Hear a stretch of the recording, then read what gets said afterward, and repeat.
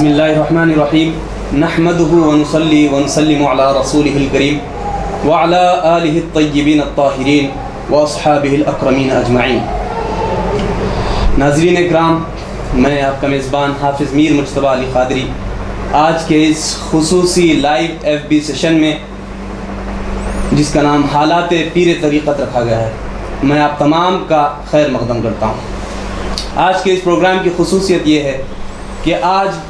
ہم اس ہستی مبارک کا ذکر کریں گے کہ جو بیک وقت صوفی با صفا بھی ہے، رہبر طریقت بھی ہے، اور پیر طریقت بھی ہے اور رہبر شریعت ہے۔ آپ سرزمین دکن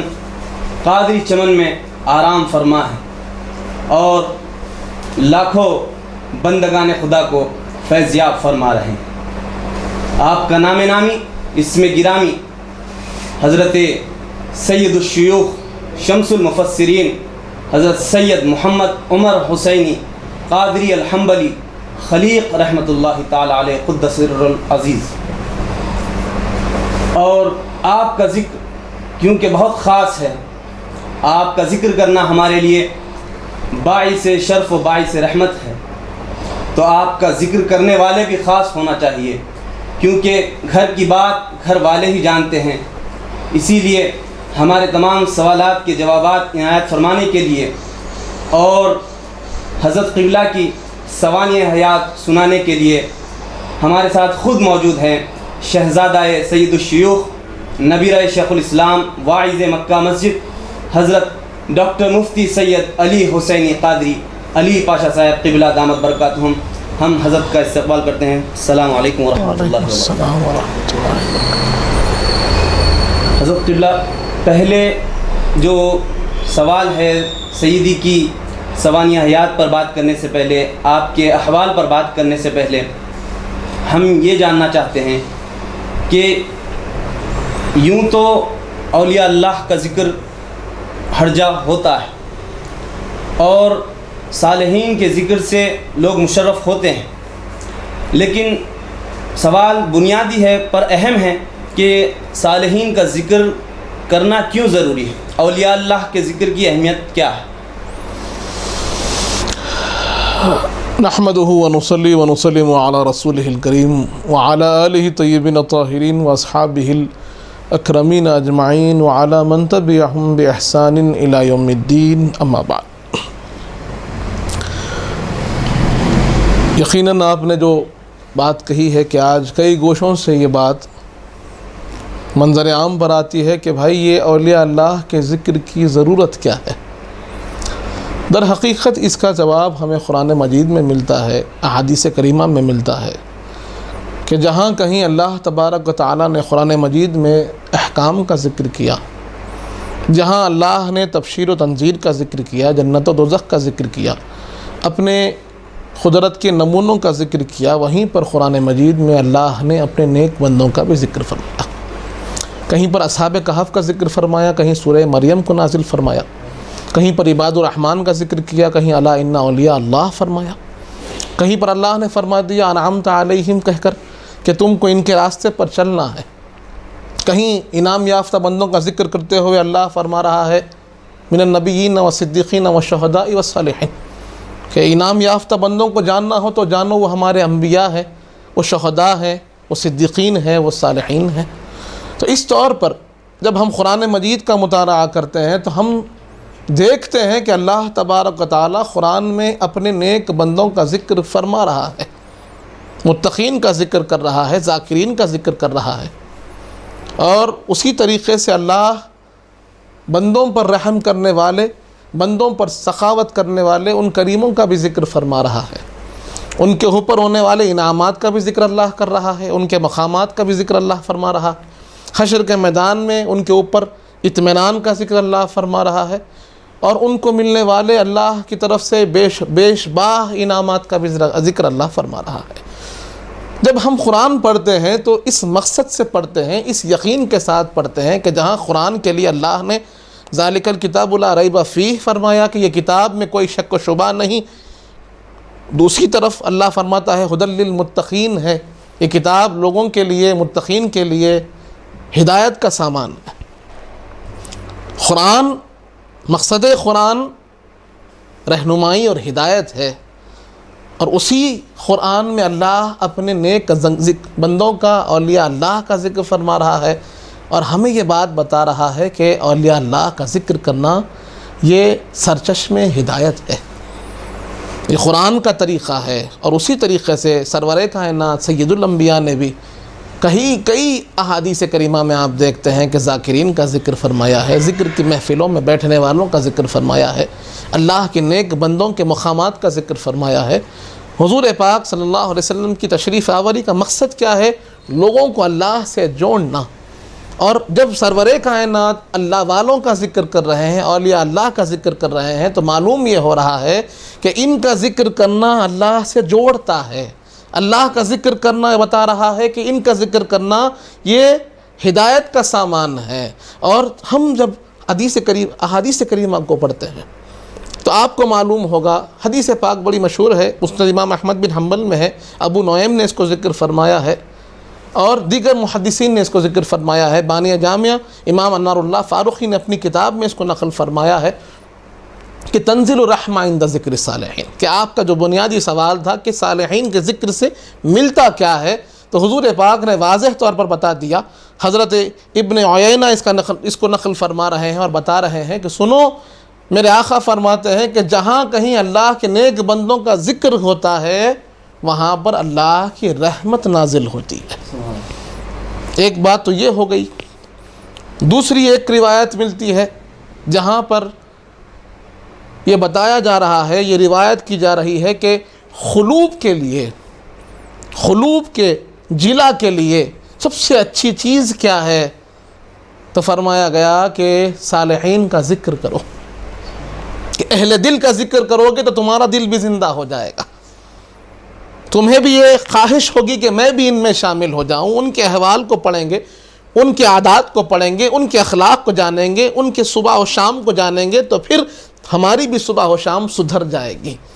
ان کے نقوش قدم کو دیکھیں گے تو ان نقوش پر چلنے کی ہم بھی کوشش کریں گے۔ اگر ان نقوش کو نہیں دیکھیں گے، ان کے آثار کو نہیں جانیں گے، ان کی حیات بابرکت کو نہیں سیکھیں گے، تو پھر اللہ کے اس فرمان پر کیسے ہم چلیں گے کہ جہاں اللہ فرماتا ہے کہ تم جب بھی دعا کرو صراط المستقیم کی دعا کرو، اہدنا الصراط المستقیم پڑھتے رہو، ہر نماز میں پڑھو، ہر رکعت میں پڑھو، اور اس کے بعد اللہ فرماتا ہے سنو صراط المستقیم کیا ہے؟ تو وہ کیا ہے؟ وہ انعام یافتہ بندوں کا راستہ ہے۔ تو جب تک انعام یافتہ بندوں کو نہیں جانیں گے، ان کے راستے کو کیسے پہچانیں گے؟ اور اس راستے کو پہچانیں گے نہیں تو اس پر چلیں گے کیسے؟ تو در حقیقت اولیاء اللہ کا ذکر کرنے کا مقصد یہی ہے کہ ہم ہدایت کو سمجھیں، ہدایت کے راستے کو سمجھیں، اللہ کے راستے کو سمجھیں، اور اس پر گامزن ہونے کی کوشش کریں۔ اس کا جو اور زیادہ فائدہ سرور کائنات نے بتایا ہے کہ تم اس راستے پر چلو، اس سے پہلے صرف ذکر کرو گے تو اللہ کی رحمت تم کو اپنے آغوش میں لے لے گی۔ جہاں جہاں ان کا ذکر کرو گے، جہاں جہاں ان کا ذکر سنو گے تو اللہ کی رحمت نازل ہوگی۔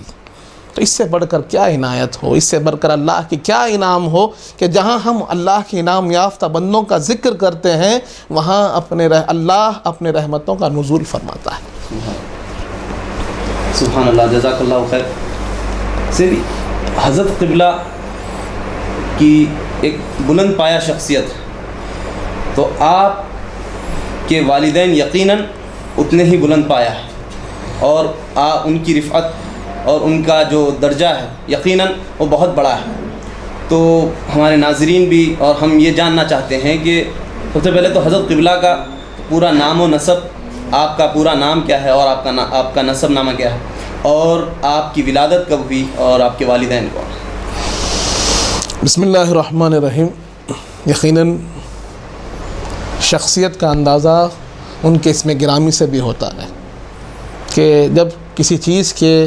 کسی ذات کے اسم کو جانتے ہیں تو ان کی شخصیت کا وہ آئینہ ہوتے ہیں۔ اور جس درخت کو جاننے کے لیے پھل کو جانتے ہیں، پھل کو جاننے کے لیے درخت کو دیکھا جاتا ہے، یقیناً جب یہ پھل، یہ شخصیت بہت روشن ہے تو ان کو روشن کرنے والی ذات بھی بڑی روشن ہوگی۔ آپ کا اسم گرامی نام نامی سید محمد عمر حسینی، اور آپ کا جو تخلص ہے وہ خلیق ہے۔ آپ کے القابات بہت ہیں، لیکن لوگ آپ کو شمس المفسرین سید الشیوخ کے نام سے جانتے ہیں۔ آپ کی ولادت باسعادت حیدرآباد دکن کے قدیم ایک محلے خازی پورے میں ہوئی، اور آپ کے جو والد گرامی تھے وہ بہت بڑی شخصیت، حضرت کا نام نامی ہے سید محمد بادشاہ حسینی، پرورش حسینی علیہ رحمت و رضوان۔ آپ کا لقب رفعت پناہ تھا، آپ کو لوگ رفعت پناہ کے نام سے جانتے تھے کہ بلندیوں کو جو پناہ دیتے ہیں وہ ذات پاشا حسینی صاحب قبلہ علیہ رحمت کی ذات ہے۔ تو ان بلندیوں میں ایک بلندی آپ کی بھی ہے کہ جس کو آپ نے پناہ دی، وہ رفعت پناہ ہے کہ جن کی بارگاہ سے سیدی خواجہ دکن خواجہ محبوب اللہ سرکار بھی نکلے ہیں، سیدی مکی میاں سرکار بھی نکلے ہیں، اسی طرح حضرت سیدنا احمد حسینی قبلہ بھی نکلے ہیں،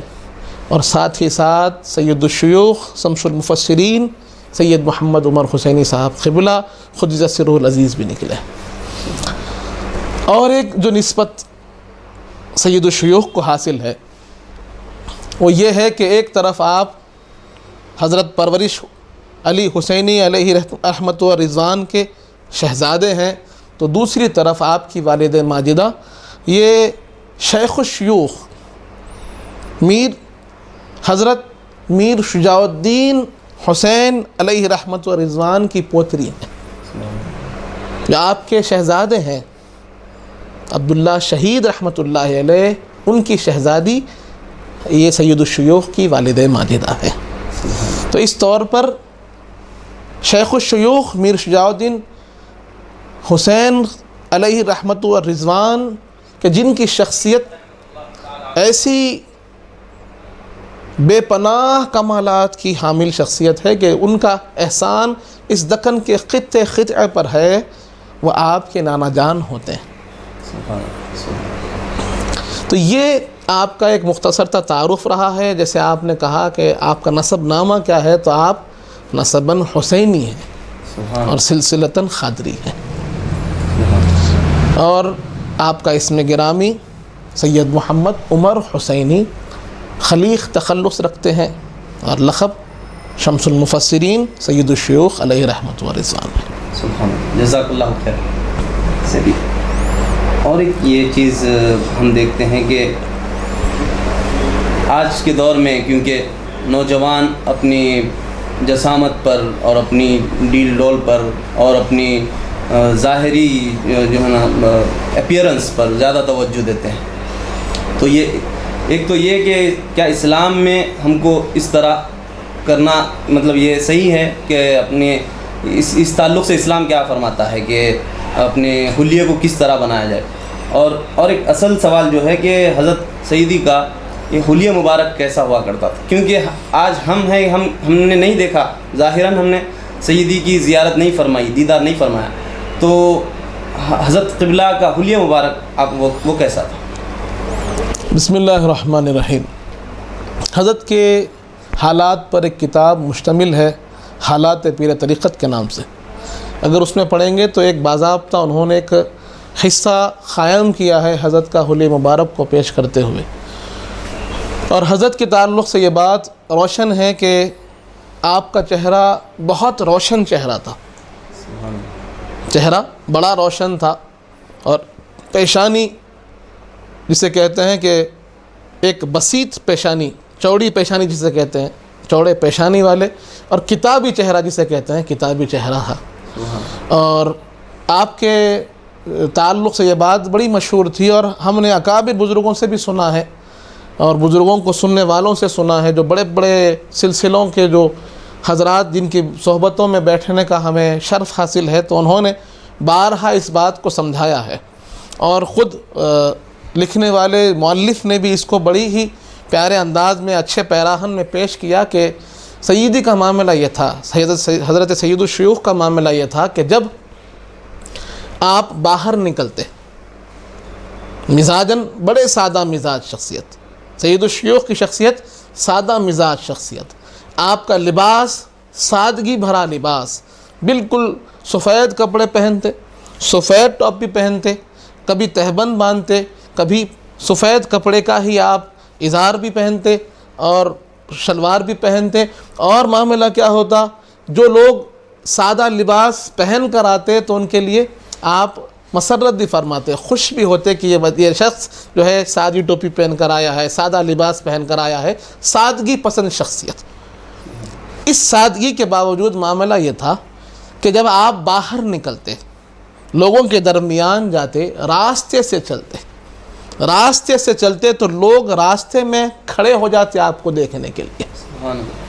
اور یقیناً جب اس منظر کو ہم جانتے ہیں تو اس حدیث پاک کی طرف ہمیں وہ حدیث پاک یاد آتی ہے کہ جہاں سرکار نے فرمایا اولیاء اللہ کی شان یہ ہے اذا رؤوا ذکر اللہ، کہ ان کو دیکھو تو اللہ یاد آ جائے۔ کہ اکثر لوگ ایسا ہوتا کہ راستے تھم جاتے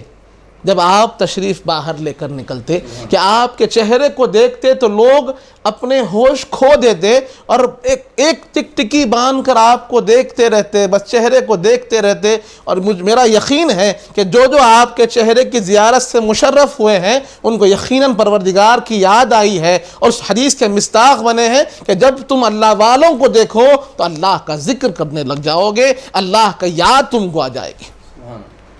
تو اس سادگی کے باوجود بھی آپ کے اندر یہ اثر تھا، اور آپ اپنی ذات سے یہ بات سمجھا رہے تھے کہ آدمی لباس سے نہیں بنتا، آدمی کردار و اعمال سے بنتا ہے۔ آدمی بنتا ہے تو اپنے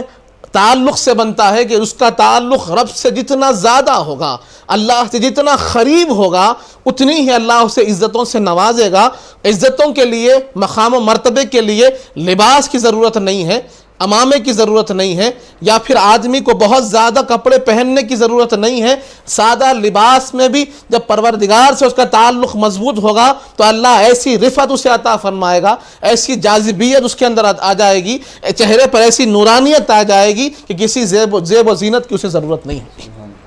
تو حضرت کی شخصیت سادہ لباس، سادہ مزاج شخصیت تھی، لیکن چہرہ نورانی اور گھنی ریش مبارک تھی، چہرے بڑی آنکھ تھی، اسے کہتے ہیں، بہت بڑی پیشانی تھی کہ لوگ چہرہ دیکھتے تو محو ہو جاتے، دیکھتے رہ جاتے حضرت کو۔ یقیناً شاعر نے بھی کیا خوب کہا کہ اچھی صورت کو سنورنے کی ضرورت کیا ہے، کہ سادگی میں بھی قیامت کی ادا ہوتی ہے۔ بے شک۔ تو حضرت سید الشیوخ کیونکہ تعلیم سے اور علم سے بڑا شغف رکھتے تھے، تو آپ کی تعلیم اور تربیت کیسے ہوئی، کس نے کی؟ بسم اللہ الرحمن الرحیم۔ یقیناً علم کے حوالے سے بھی آپ کا مقام نمایاں اور بہت بلند ہے۔ حضرت سید الشیوخ جب 4 برس کے تھے تو آپ کے سر سے سایہ پدری اٹھا لیا گیا۔ آپ کے والد ماجد کا وصال ہو گیا، آپ کی عمر مبارک 4 برس تھی، اور اسی اثنا میں جب حضرت کا وصال ہو گیا، کچھ دن گزر گئے، 4 برس جب آپ کے مکمل ہو گئے تو آپ اپنی والدہ ماجدہ کے ساتھ مدینہ پاک کو حاضر ہوئے۔ حج کے شرف سے آپ مشرف ہوئے، حج ادا کیا، حضور پاک کی بارگاہ میں حاضر رہے، اور 1 برس تک وہیں پر آپ کا قیام رہا۔ حضور پاک کی بارگاہ میں آپ کے درس کی ابتدا ہوئی، مدینہ پاک میں آپ نے سیکھنا شروع کیا، پڑھنا شروع کیا، 1 برس وہیں پر آپ نے گزارا، پھر حج کر واپس تشریف لائے اپنی والدہ ماجدہ کے ساتھ۔ اور ابتدائی جو آپ کا درس رہا، تدریس رہی، اور شروعاتی جو علم آپ نے حاصل کیا گھر پر ہی حاصل کیا، اپنی والدہ ماجدہ سے حاصل کیا۔ اس کے بعد اللہ نے آپ کو ایک ایسی شخصیت کی نسبت سے نوازا تھا کہ جن کو ہم خواجہ دکن کہتے ہیں، جن کا لقب خواجہ محبوب اللہ قدس سرہ العزیز ہے۔ آپ کے برادر معظم، آپ کے بڑے بھائی بھی ہیں، آپ کے مرشد بھی ہیں، آپ کے استاذ بھی ہیں، آپ کے رہنما بھی ہیں، آپ کے رہبر بھی ہیں۔ ساری کچھ ذمہ داریاں والد ماجد کے وصال کے بعد حضرت خواجہ محبوب اللہ سرکار نے اٹھائی. آپ کی تربیت کا معاملہ بھی آپ ہی کے ذمہ رہا. آپ کی جو کچھ خوبیاں آپ میں ڈالنی تھی، کیونکہ آپ کی شخصیت اتنی بلند پایا شخصیت تھی، خواجہ سرکار کی شخصیت اتنی بلند شخصیت تھی، اور اتنے انعامات اللہ نے آپ کو نوازے تھے، ایسے بلند مقامات اللہ نے آپ کو نوازے تھے کہ آپ نہ صرف صالح تھے بلکہ صالح گر تھے. اور اس نسبت کا اثر ایسا ہوا کہ ظاہری اور باطنی دونوں علوم سے آپ فیضیاب ہوئے. اب علم حاصل کرنے کا جو معاملہ رہا تو مدرسہ محبوبیہ اس وقت کا بڑا مشہور مدرسہ تھا. وہاں سے آپ نے اپنے ابتدائی تعلیم کی حاصل کی، صرف نحو کی تعلیم وہیں پر حاصل کی. خیرات کی تعلیم اس وقت کے علامہ تونسی جو سب سے بڑے قاری تھے ان کے پاس آپ نے 17 کی قرات کو سیکھا، قرآن کی تلاوت کو سیکھا، حفظ قرآن بھی کیا، قرآن کے مفاہیم کو بھی سمجھا، درس حدیث بھی حاصل کی، درس فقہ بھی حاصل کی، کیونکہ باضابطہ مدارس کا جامعات کا قیام اس وقت میں نہیں تھا. تو اس وقت کے اکابر علماء سے آپ نے یعنی علم حاصل کیا، شرف تلمذ حاصل کیا. اور جب ان تمام علوم کو آپ نے ایک جا کر لیا، تعلیمی سفر آپ کا مکمل ہو گیا، تو معاملہ یہ ہوتا تھا کہ آپ واعظ مکہ مسجد بھی تھے. اس کی بات انشاءاللہ ہم آگے کریں گے. تو آپ کے علم اور حضرت خواجہ دکن کا جو معاملہ رہا وہ یہ تھا کہ اگر اکابر علماء آپ کے پاس آتے، خواجہ محبوب اللہ سرکار کی بارگاہ میں آتے اور کسی علم مسئلے پر گفتگو فرمانا چاہتے، تو خواجہ سرکار کہتے کہ میرے چھوٹے بھائی ہیں، ان کے پاس جاؤ، ان سے ملاقات کرو، وہ بہت بڑے عالم ہیں. یہ فخری انداز میں خواجہ سرکار فرماتے اپنے بھائی کے لیے کہ جاؤ میرے بھائی سے ملو، ان سے ملاقات کرو، ان سے تبادلہ خیال کرو. سبحان اللہ، سبحان اللہ، جزاک اللہ خیر. سیدھی اگلا سوال یہ ہے کہ اللہ تعالیٰ فرماتا ہے انک لعلی خلق عظیم، سرکار کے تعلق سے ہے کہ سرکار کے اخلاق کو ذکر کیا گیا. یقیناً آپ سرکار کے مظہر ہیں، سرکار کے جانشین ہیں. تو حضرت سید الشیوخ کے اخلاق و اطوار کس طرح کے ہوا؟ بسم اللہ الرحمن الرحیم. یقیناً جیسے آپ نے سوال کیا اور اس بات کی طرف اشارہ بھی کیا کہ ایک مومن کی شان یہ ہوتی ہے کہ وہ اپنے آقا کے احکام کو پورا کرے. اور حضور پاک صلی اللہ علیہ وسلم نے مومنین کے اوصاف میں یہ بات واضح کی ہے کہ ایک مومن جو ہوتا ہے وہ اچھے اخلاق والا ہوتا ہے. مومن کامل کب ہوتا ہے، کسی مومن کا ایمان کب مکمل ہوتا ہے، تو حضور پاک فرماتے ہیں جب اس کے اخلاق مکمل ہوتے ہیں تو ایمان مکمل ہوتا ہے. اور آگے درجات کی بلندی کے لیے اخلاق میں اتنی ہی بلندی ہونا ضروری ہے. اور جب ہم حضرت سید الشیوخ کے اخلاق کی بات کرتے ہیں، آپ کے انداز گفتار کی بات کرتے ہیں، تو جیسے ہم نے جانا کہ آپ کے مزاج میں سادگی تھی اور آپ ہمیشہ لوگوں سے مسکرا کر ملا کرتے تھے، ہمیشہ مسکرا کر ملا کرتے تھے. یہاں تک کہ جب آپ حضرت کی تاریخ پڑھیں گے تو معلوم ہوگا کہ لوگ آپ کی محفل میں حاضر ہوتے تاکہ آپ پر کچھ طعنہ اور آپ کو کچھ زحمت اور تکلیف دے سکیں. جب کسی شخص کی شہرت بڑھ جاتی ہے تو کہیں نہ کہیں کچھ حاسدین بھی پیدا ہو جاتے ہیں. تو ویسے ہی کچھ لوگ آپ کی محفل میں بھی آتے تھے کہ حضرت سے کچھ باتوں کو پکڑا جائے، اس پر کچھ گفتگو کی جائے، یا پھر حضرت کے سامنے کچھ ایسی باتیں کریں کہ جس سے ان کو تکلیف ہو. لیکن لکھنے والے مؤلف لکھتے ہیں کہ جب حضرت سے وہ لوگ ملاقات کرتے تو حضرت کے اخلاق سے اتنے متاثر ہوتے کہ پھر وہ حضرت کی محفل کا ایک اٹوٹ حصہ بن جاتے، حضرت کے مرید بن جاتے، حضرت کے معتقد بن جاتے اور حضرت کے بتائے ہوئے راستے پر چلنے والے بن جاتے. تو آپ جب یہ بات دیکھتے ہیں کہ لوگ کس سے متاثر ہوتے ہیں یا لوگ آپ کے کیسے بنتے ہیں، تو لوگ آپ کے اخلاق سے آپ کے بنتے ہیں. آپ کے ہم فکر کیسے ہوتے ہیں تو کوئی اور چیز نہیں، ان کو آپ کے اخلاق متاثر کرتے ہیں. اور تبلیغ کا پہلا اصول ہی ہے،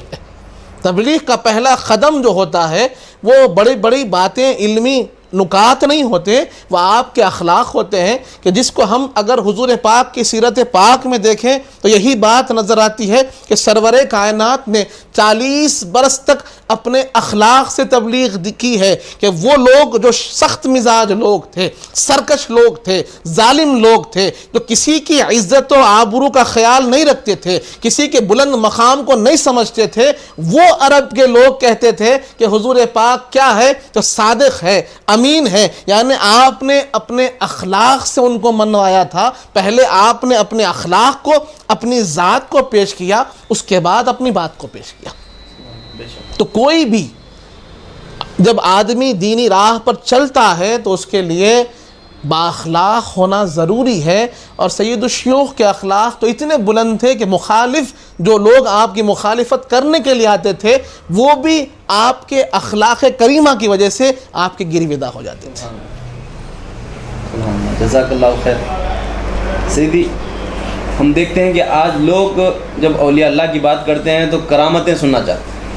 کہ ان کی یہ کرامت ہے، ان کی یہ کرامت، اس میں خوش ہوتے ہیں، لیکن اس کے پیچھے جو ان کے مجاہدات، جو ریاضات ہوتے ہیں، اس پر کوئی گفتگو نہیں کرتا۔ تو ہم یہ جاننا چاہتے ہیں کہ حضرت سید الشیوخ، کیونکہ آپ بہت بلند پایا شخصیت ہیں، تو یقیناً آپ کی عبادات بھی ویسے ہی ہوا کرتی تھی، تو ہم یہ جاننا چاہتے ہیں کہ آپ کی عبادات، آپ کے مجاہدات کیسے ہوا کرتے تھے؟ بسم اللہ الرحمن الرحیم۔ یقیناً لوگوں کو یہ خیال آتا ہے کہ جب مجاہدے کی بات ہو تو پھر دنیا سے کٹ جائیں، دنیا سے ہٹ جائیں، لوگوں کو چھوڑ دیں، یہ خیال ہوتا ہے۔ لیکن جب سید الشیوخ علیہ رحمت و رضوان کے ہم احوال کو پڑھتے ہیں تو دونوں وصف پائے جاتے ہیں مجاہدے کے، جو دونوں طریقے ہیں کہ دنیا میں رہ کے کیسے مجاہدہ کیا جائے وہ بھی آپ نے سکھایا، دنیا سے کٹ کر کیسے مجاہدہ کیا جائے وہ بھی آپ نے بتایا۔ آپ کا جب ہم معمول دیکھیں تو آپ فجر کی نماز ادا کرتے تھے مسجد یاسین میں، جو علی آباد کے قریب میں آج بھی قائم ہے، قدیم مسجد ہے۔ وہاں پر آپ فجر کی نماز پڑھتے، فجر کی نماز کے بعد حلقہ ذکر ہوتا،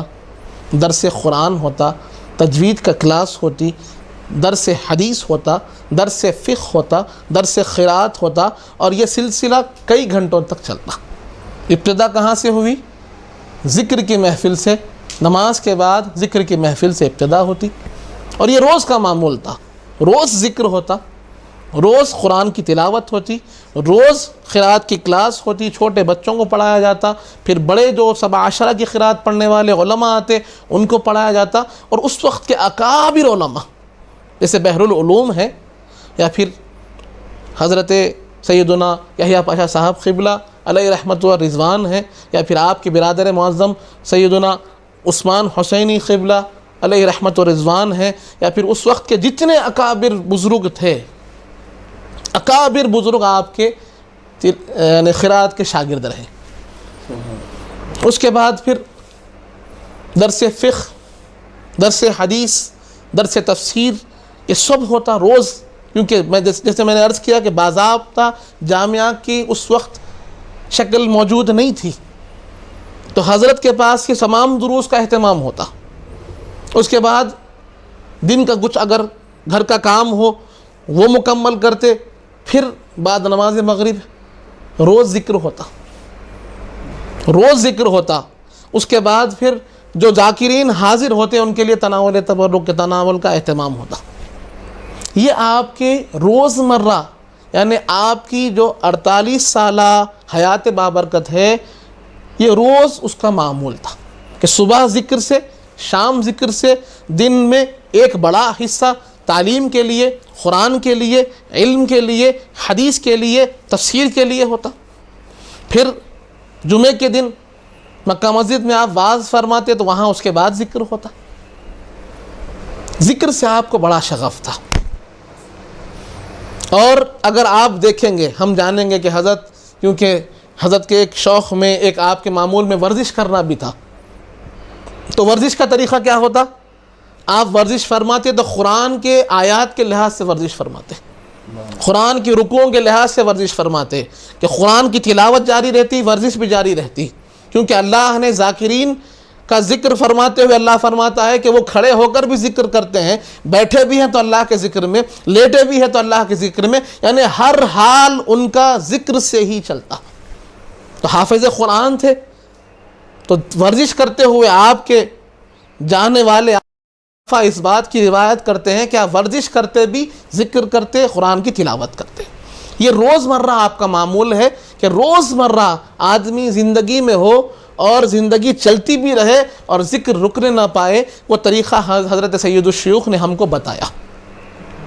جس کو شاعر بڑا خوب کہتا ہے کہ دست بکار دل بیار، کہ ہاتھ کام میں رہے، زبان و دل ہمیشہ اللہ کے ذکر میں رہے۔ یہ ایک مجاہدے کا طریقہ ہم کو سید الشیوخ نے بتایا۔ دوسرا جو طریقہ ہے، جیسے لوگ بتاتے ہیں چلہ کشی جسے کہتے ہیں، تو آپ نے کئی چلے درگاہ پہاڑی شریف پر کاٹے، اور کیسے کاٹتے تھے کہ صوم مسلسل 40 دن اگر آپ عبادت میں ہیں تو مسلسل 40 دن روزے میں ہیں، اور پھر سارے ترک کے ساتھ کہ نمک بھی ہوتا تو وہ لاہوری نمک جسے کہتے ہیں وہ استعمال ہوتا، یا پھر صرف چھوارے آپ استعمال فرماتے، یا صرف مرمرے آپ استعمال فرماتے۔ 40 دن ایسے ہی گزرتے، اور ایسے کئی چلے آپ نے بابا صاحب قبلہ رحمۃ اللہ علیہ کی بارگاہ میں کاٹے۔ اسی طرح جیسے میں نے عرض کیا شیخ الشیوخ میر شجاع الدین صاحب علیہ رحمت و رضوان کی بارگاہ میں، وہاں مسجد کے بعض متصلات بھی وہ حجرہ موجود ہے، وہاں پر آپ نے چلہ کشی کی۔ اور آپ کا معاملہ یہ تھا کہ کچھ وقت ایسا نکالتے مہینے میں یا پھر سال میں ایک وقت ایسا نکالتے کہ اپنے گھر کے حجرے میں آپ چلہ کش ہو جاتے، یہاں تک کہ آپ کے مریدین اور معتقدین لکھتے ہیں کہ ہمیں جا کر دستک دینا ہوتا کہ آپ کے چہرے کو دیکھنے کے لیے بچے بے قرار ہیں۔ تو آپ جواباً فرماتے کہ اللہ نے فرمایا ہے کہ تمہاری اولاد تمہارے لیے آزمائش و فتنہ ہے۔ یہ حضرت کی معاملات رہے ہیں کہ آپ یہ تمام کام کرتے تب بھی اللہ کے ذکر میں ہوتے، اور کٹتے تو ایسا کٹتے کہ لوگ سمجھنے لگتے کہ یہ کیا ہے، کہ بچے بے چین ہیں، اولاد بے چین ہیں، گھر والے بے چین ہیں، مریدین بے چین ہو جاتے چہرہ دیکھنے کے لیے، لیکن آپ سب سے کٹ کر اپنے رب سے جڑ جاتے۔ یہ آپ کے مجاہدے کے دو الگ الگ طریقے ہمارے سامنے ملتے ہیں۔ سبحان اللہ، سبحان اللہ، جزاک اللہ خیر۔ سیدھی اگلا سوال جو میرا تھا اس میں آپ نے درس و حضرت قبلہ کے علم اور درس و تدریس کا جو مشغلہ ہوا کرتا تھا آپ نے اس کو بیان فرمایا، لیکن میں چاہتا ہوں کہ اس کو اور تھوڑا سا ایلابوریٹ کیا جائے، کیونکہ جب حضرت قبلہ کی شخصیت کے تعلق سے بات ہو رہی ہو اور آپ کے تصانیف آپ کے علم کی بات نہ ہو تو بات ادھوری رہ جائے گی۔ تو ناظرین کو یہ آپ فرمائیں کہ اس حضرت قبلہ کا جو درس و تدریس کا معاملہ ہوتا اور آپ کی جو مجالس، خاص طور پر جو آپ مجالسوں میں شریک ہوتے ہیں، تو آپ کی مجالسیں کیسے ہوا کرتی، اور آپ کی تصانیف جو آپ کی لکھی ہوئی کتابیں ہیں وہ کون سی ہیں؟ بسم اللہ الرحمن الرحیم۔ جیسے ہم نے جانا کہ آپ وائز مکہ مسجد تھے، تو ہر جمعہ نماز جمعہ کے بعد آپ مکہ مسجد میں ایک رکوع قرآن مجید کا تلاوت فرماتے اور اس کی تفسیر فرماتے۔ یہ سلسلہ بہت عرصہ چلا۔ جب 14 پارے مکمل ہو گئے، لوگوں نے 14 پاروں کی تفسیر کو سن لیا، اور ایسی یعنی جامع تفسیر ہو رہی ہے کہ اور ایسے علوم و فنون کو آپ اجاگر کر رہے ہیں، ایسے نکات کو لوگوں کے سامنے پیش کر رہے ہیں، تو لوگوں کے دل میں خیال آیا کہ حضرت اس تفسیر جو آپ بیان کر رہے ہیں اس کو قلم بند کرنا چاہیے۔ لوگوں کے اصرار پر آپ نے اجازت مرحمت فرمائی، اور 14 پاروں کی تکمیل کے بعد 15ویں پارے سے پھر وہ تفسیر کو قلم بند کر کر ہر مہینہ شائع کیا جانے لگا۔ ہر ماہ اس کو شائع کیا جاتا۔ 4 ہفتوں کی جو تفسیر آپ بیان فرماتے، 4 رکوع کی تفسیر ہر ماہ شائع ہوتی، اور اس کا نام رکھا گیا تفسیر قادری۔ تو 15ویں پارے سے لے کر 28ویں پارے تک یہ سلسلہ جاری رہا، اور اس کے بعد پھر حضرت کا وصال ہو گیا۔ تو ایک جو درس کا سلسلہ جاری رہا وہ جمعے کے بعد مکہ مسجد میں جاری رہا، دوسرا درس کا سلسلہ ہم نے سنا ہے کہ جیسے مسجد یاسین میں اور آپ کے دولت خانے پر تفسیر کا سلسلہ بھی چلتا تھا، حدیث کا سلسلہ، اصول حدیث کی تعلیم ہوتی تھی، فقہ کی تعلیم ہوتی تھی، اور فقہ کے اندر آپ کو اللہ نے یہ مہارت دی تھی کہ آپ چاروں فقہ پر بیک وقت بیان فرماتے تھے، اور الگ الگ چاروں فقہ نے کم سے کم 3 فقہ کے الگ الگ علماء آپ کے پاس بیٹھ کر فقہ کے اصول کو جانتے اور ان کے مسائل کو سمجھتے تھے، چاہے فقہ حنبلی ہو، فقہ شافعی ہو یا فقہ حنفی ہو، یہ تینوں کے اصول کو، تینوں کے مسائل کو بیک وقت آپ بیان کرتے، اور الگ الگ یعنی حنبلیوں کے لیے الگ بیان فرماتے، شافعیوں کے لیے الگ بیان فرماتے، احناف کے لیے الگ بیان فرماتے۔ یہ آپ کا ملکہ تھا۔ ساتھ ہی آپ اگر دیکھتے ہیں تو حضرت کے جو تصانیف ہیں اس کے اندر ایک خاص کتاب ہم کو ملتی ہے جس کا نام ہے فرائض قادریہ۔ فرائض قادریہ ایک ایسی کتاب ہے، ایسی نادر کتاب ہے، ایسی نایاب کتاب ہے اور ایسی بے مثال کتاب ہے جس کی کوئی مثال مجھے آج تک دیکھنے میں نہیں آئی ہے۔ بنیادی مقصد فرائض قادریہ کا کیا ہے کہ علم الفرائض کو آسانی سے لوگوں تک پہنچایا جائے، جو سب سے مشکل علم ہے۔ علم الفرائض یعنی میراث کا جو علم ہوتا ہے، میت کے کسی کے انتقال کے بعد اس کا ترکہ کیسے تقسیم ہو، وہ علم ہوتا ہے جس کو نصف العلم کہا گیا، کہ آدھا علم ہے۔ ایک ساری شریعت ایک طرف آدھا علم ہے اور ایک آدھا علم جو ہے وہ علم الفرائض ہے، بڑا مشکل علم ہے، اور جس کے قواعد اللہ تبارک و تعالیٰ نے خود قرآن میں بیان فرمائے، اس کی توضیحات حضور پاک نے بڑی تفصیل سے فرمائی، لیکن اس کے باوجود بھی لوگ اس کو بڑی آسانی سمجھ نہیں پاتے کہ کس کا کتنا حصہ ہو، کس وارث کو ملتا ہے، کون سا وارث محروم ہوتا ہے۔ یہ مسائل بڑے دقیق ہیں، بڑے مشکل ہیں۔ تو ان کی آسانی کے لیے حضرت نے ایک رسالہ لکھا، ایک کتاب لکھی جس کا نام رکھا فرائض قادریہ۔ اس کے اندر علم الفرائض پر آپ نے بیان فرمایا، اور بیان کیسے؟ اشعار میں، کیونکہ اشعار یاد کرنے میں آسان ہوتے ہیں، جلدی سے یاد ہو جاتے ہیں، تو اشعار میں آپ نے سارے علم الفرائض کے مسائل کو پیش کیا۔ ان مسائل کو نثر میں پیش کرنا ہی مشکل ہے، اپنی زبان میں پیش کرنا ہی مشکل ہے، لیکن حضرت کو اللہ نے یہ ملکہ دیا تھا کہ علم الفرائض کو آپ نے اشعار کی شکل میں پیش کیا کہ اگر ان اشعار کو یاد کر لو سارا علم الفرائض تمہارے ذہنوں میں آ جائے گا۔ یہ حضرت کا ملکہ تھا، اور ایسی کتاب آپ نے مدون فرمائی جس کی اور کوئی مثال آج تک ہمارے سامنے نہیں نظر آتی۔ اسی طرح ہم نے دیکھا کہ تفسیر قادری کو جب ہم پڑھتے ہیں تو اس کے اندر آپ نے ہر فن کے لحاظ سے احادیث کریمہ کے طور پر آپ نے تفسیر فرمائی، فقہی مسائل کو بھی آپ نے اس کے اندر ذکر کیا، جہاں پر عقائد کے مسائل ہوتے ہیں وہاں پر بھی آپ نے ذکر کیا، اور اسی طرح حنبلی فقہ کے لیے آپ نے ایک رسالہ بھی لکھا جو آج مفقود ہے، تباہ ہو کر لوگوں کے سامنے نہیں ہے، لیکن حنبلی فقہ پر آپ نے خصوصی ایک رسالہ لکھا تاکہ جو لوگ حنبلی ہے، کیونکہ ان کی تعداد کم تھی، ان کو سمجھانے والے کم تھے، ان کے لیے ایک سرمایہ بن جائے۔ اسی طرح تحفہ فاروقیہ کے نام سے ایک اصلاحی کتاب جو اہل تصوف کے لیے ہے، جو اس راستے پر چلنے والوں کے لیے ہے، تحفہ فاروقیہ کے نام سے آپ نے کتاب لکھی۔ پھر دوسری طرف ہم نے جانا کہ حضرت کی شخصیت پہ اشعار بھی آپ فرماتے تھے، شاعری بھی آپ کا ایک بہت بہترین وصف تھا، تو آپ نے اشعار بھی، شاعری بھی فرمائی، اور آپ کا تخلص خلیق آپ نے رکھا، اور شاعری بھی ایسی تھی کہ آپ کی شاعری کو پڑھیں گے تو وہاں پر تربیت بھی ہوتی ہے، لوگوں کا تزکیہ بھی ہوتا ہے، لوگوں کو مغفرت کی طرف بھی بلایا جاتا ہے کہ مغفرت طلب کرو، استغفار کرو۔ کہیں پر لوگوں کو حضور پاک کی محبت کی طرف بلایا گیا کہ وہاں پر بھی آپ نے درس دیا، لوگوں کو سمجھایا ہے کہ تمہاری فکر کیسے ہو، تمہارا تعلق کیسے ہو، حضور پاک سے تمہارا تعلق کیسے ہو، مولا علی سے تمہارا تعلق کیسے ہو، وہ چیزوں کو آپ نے اجاگر فرمایا۔ تو اس طور پر آپ نے ہر جہت میں، علم کے ہر جہت پر آپ نے کام فرمایا، درس دیا۔ اور اگر محافل کی بات ہو تو جمعے کے علاوہ آپ 12 دن میلاد کے بیان فرماتے۔ آپ کے مکان پر جو خاضی پورے میں بڑے گھر سے جو ہے لوگ جانتے تھے، خدیم جو آپ کا قادری منزل آج جس کا نام ہے، آج بھی وہ مکان الحمدللہ محفوظ و موجود ہے۔ وہاں پر